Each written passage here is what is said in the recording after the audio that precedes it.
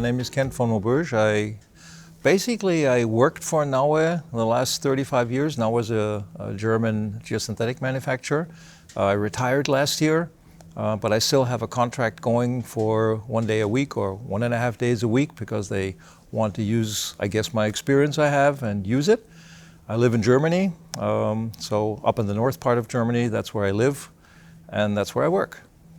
The idea of the IGS Foundation is to support geosynthetics in the first role, meaning we want to make sure that the industry who doesn't know too much about geosynthetics learn about that. In the second phase, we want to educate people and we want to support young people to have the ability to learn about geosynthetics, go to the conferences, and there they can get their funding. It can be either job shadowing for students, it can be educational travel trips, it can be many things which we're doing. Educate the educators is something we're supporting, and so the idea is really to have money to support the geosynthetic industry. The funding of the IGS Foundation is done by donors. So we have founding donors who, from the beginning, paid a lump sum of money into this foundation. And then we have supportive donors who continuously, of course, we ask them, we go to conferences like these here and say, okay, do you want to support this? We tell them about our idea, and they put money inside there. We also inform them, of course, because they want to know what happens with their money afterwards with a yearly annual report, with emails, and we inform them about that, what's happening, so that they see their money is good invested and there's something with which the industry can grow, which is the main part. Why should you fund the foundation? That's a question which I don't think needs really to be answered, because we're getting a lot from the industry.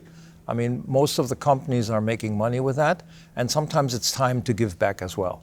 And we can only all win together when we grow the industry. So it doesn't make sense to have this cake which is not growing, and more manufacturers or more people want to get a part of that. We have to make this piece bigger, and the only way making it bigger is getting people who are not involved in the industry, and that's the young generation again.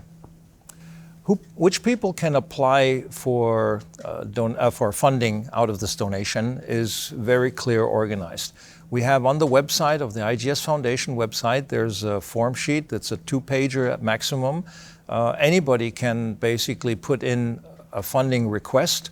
The funding request can be typically we don't fund research, but if a student can put it in there, a group can put it in there, we have young members can put that in there, and they basically have to describe why they want this funding and what they will do. And they have deliveries as well. So it's not just getting the money, and we can speak about how we split up the funding requests and how we decide on that. But also the board of trustees, they give the requester a really clear description of what we expect from them. So there has to be a report, there has to be pictures in there, and of course they have to announce that the IGS Foundation funded the whole thing, because as sponsor we want to spread the news there. The projects we funded up to now one of them is Educate the Educators. It's a program like in Colombia or in Brazil, where we know that traveling might not be affordable for everybody. When they put up this program of Educate the Educators, we then support the professors going to that event and saying, okay, you can go there. We've done that in Australia as well, in South Africa, so it's not only in countries which we would consider maybe not that wealthy. It's also in countries which we consider a bit more wealthy than the others, because you never know who the people are, whether they can afford the travel or not. We have job shadowing programs where the companies, and that's a benefit for the companies who are donating money in that, they can organize job shadowing programs. So you invite the students to a job site or to the factory and tell them what you do. We have travel requests. We're coming to the Geo-Americas, allowing the people to come over here and from far away and learn about geosynthetics. We are supporting the diversity group. We are supporting young members of our foundation, of our institution of the IGS. So those are a few travel trips, for example. You know, students want to go on a journey and want to learn about geosynthetics, so we allow them to go there and parallel to that have job shadowing. So there's a lot what we're funding, and it's getting more and more. There's an opportunity there.